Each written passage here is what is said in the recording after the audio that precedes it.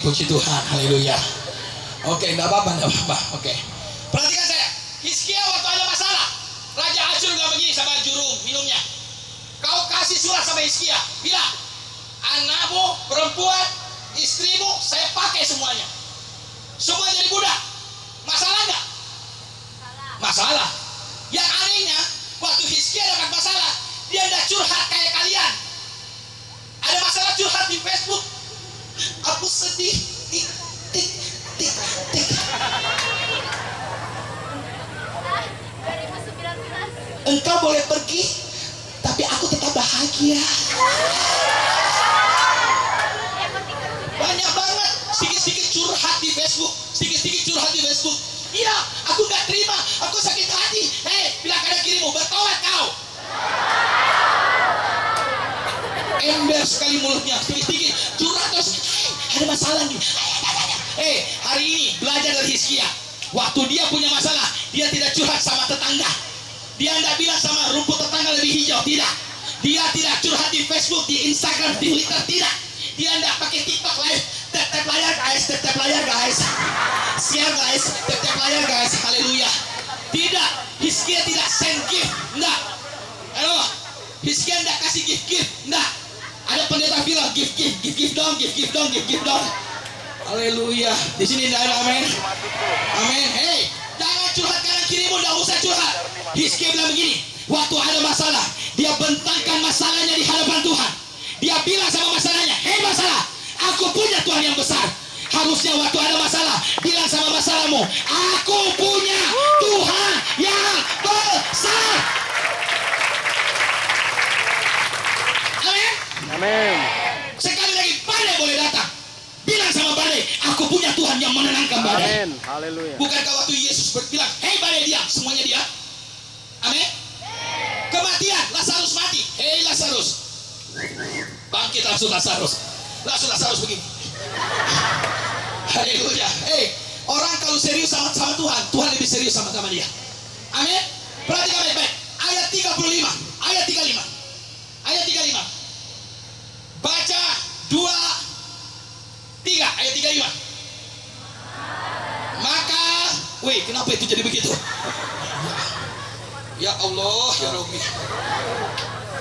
Ayo baca. Ulang 2, 3. Siapa yang keluar? Malaikat lagi. Hei, lihat saya. Setiap kali Anda berdoa, malaikat hadir. Setiap kali Anda berdoa, malaikat hadir. Amin. Jangan sampai doamu yang muncul malaikat mencabut nyawa. Amin. Perhatikan baik-baik. Malaikat hadir. Karena ini jaminan. Engkau angkat tangan, Tuhan utus malaikat. Ini janji Allah. Dan apa yang terjadi? Waktu malaikat muncul, dibunuhnya 185.000 orang dalam perkemahan Asyur. Hebatnya Tuhan, tidak perlu satu kekuatan Yehuda, tidak perlu satu kekuatan Hizkia, cuma satu kekuatan angkat tangan di hadirat Allah. Maka kenapa saya harus berdoa? Karena yang ketiga, itu satu-satunya cara membalikkan keadaan. Amin. Saya tutup dengan sebuah kesaksian. Istri saya cantik sekali, tercantik di seluruh dunia. Bodinya begini, melodi betul, dahsyat. Sampai aku susah mengungkapkannya dengan kata-kata. Saya bahagia sekali punya istri yang sempurna. Tidak butuh orang yang sempurna, tapi yang punya Tuhan di dalamnya, itu sempurna bagi saya. Makanya cowok-cowok, cewek-cewek cari yang takut Tuhan. Saya rindu Anda semua jadi hamba Tuhan yang bongkar bangkir Indonesia. Amin.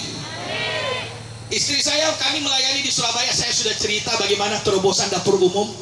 Kita beri makan hampir 1 juta jiwa orang di Surabaya.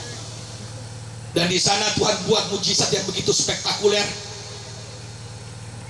Dan itu membuat kami begitu hebat kelihatannya. Satu titik saya sombong, Pak. Jadi ingat, hati-hati.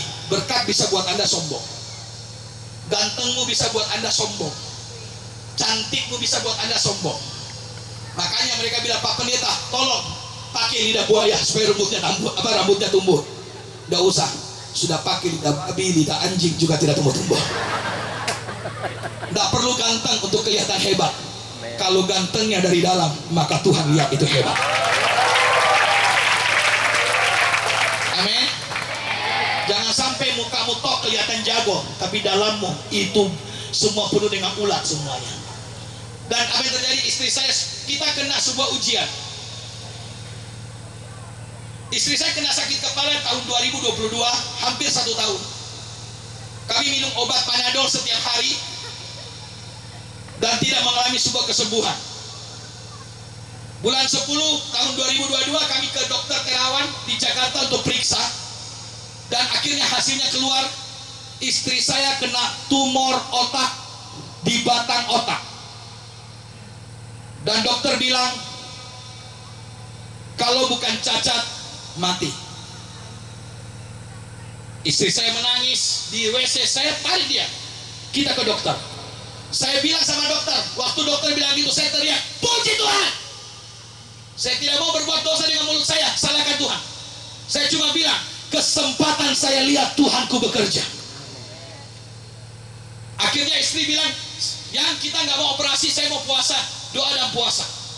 Kami sepakat doa puasa dari bulan 10 sampai bulan 12 2022. Mujizat terjadi, hamba Tuhan.